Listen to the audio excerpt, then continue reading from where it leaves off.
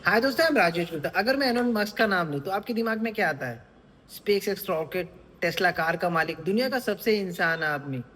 लेकिन बहुत लोगों को पता नहीं है, एलोन मस्क के पास खुद का घर नहीं था। इनफैक्ट जमीन पर सोते थे। और बहुत लोग उसे पागल भी कहते थे। 1971 में साउथ अफ्रीका में उनका जन्म हुआ था।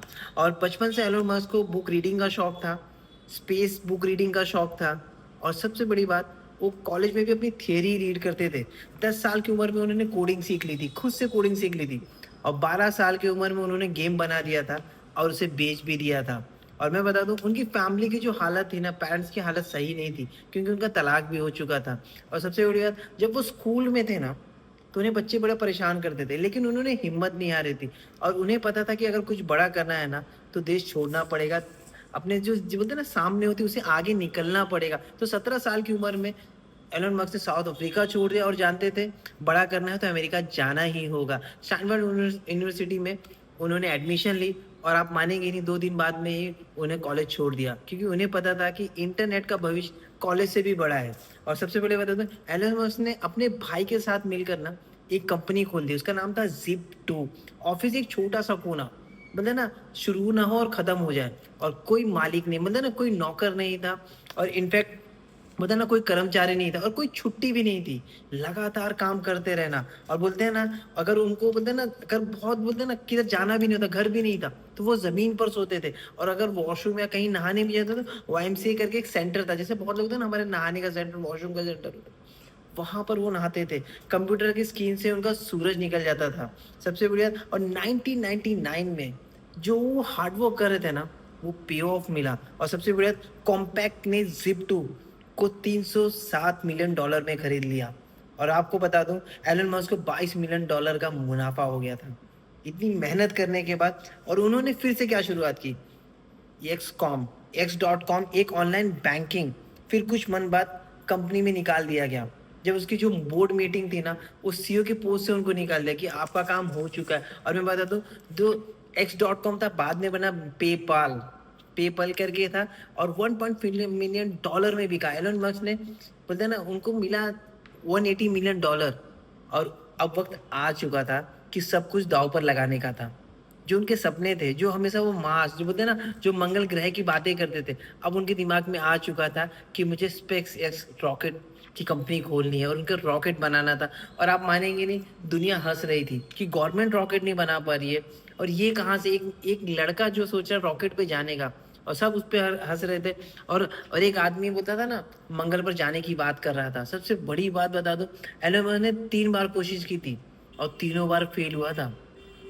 और बता दूं, मीडिया में मजाक बन गया था कि दिवालिया हो गया है।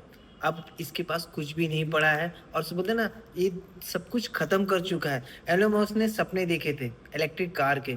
अब मानेंगे नहीं, उसने फिर टेस्ला टेस्ला में उनका एंटर एंटर हुआ और उन्होंने कोशिश की टेस्ला में इलेक्ट्रिक कार बनाने की।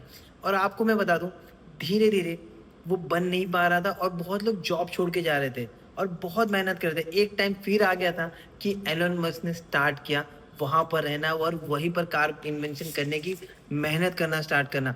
फिर स्पेस एक्स का चौथा रॉकेट निकला था। अगर इस बार कुछ भी गड़बड़ होता ना, तो एलन मस्क रोड पर आ जाता, सब कुछ खत्म था। लेकिन मैं आपको बता दूं, इस बार रॉकेट उड़ गया था और सबसे बड़ी छलांग मारी थी एलोन मस्क ने। और तुरंत ही, बोलते हैं ना, नासा ने एक हफ्ते में 1.6 मिलियन डॉलर का कॉन्ट्रैक्ट साइन किया था। टेस्ला को फंडिंग मिल चुकी थी।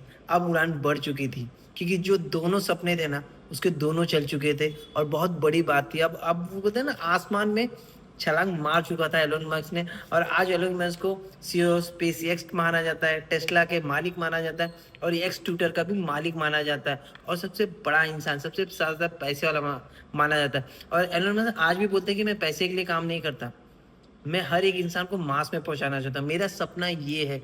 और मैं आप सभी को बता दूं, आज भी वो 17 से 18 घंटा काम करता है, लगातार काम करता है, उसके विजन बड़े हैं।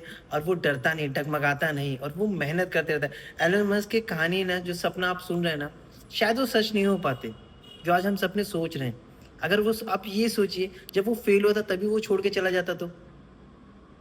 लेकिन उसने हिम्मत नहीं आ रही थी। ये मोरल ऑफ द स्टोरी क्या बताती है मालूम है क्या? जिंदगी में सब आपके ऊपर हंसेंगे, और ये एलन मस्क के साथ भी होता है।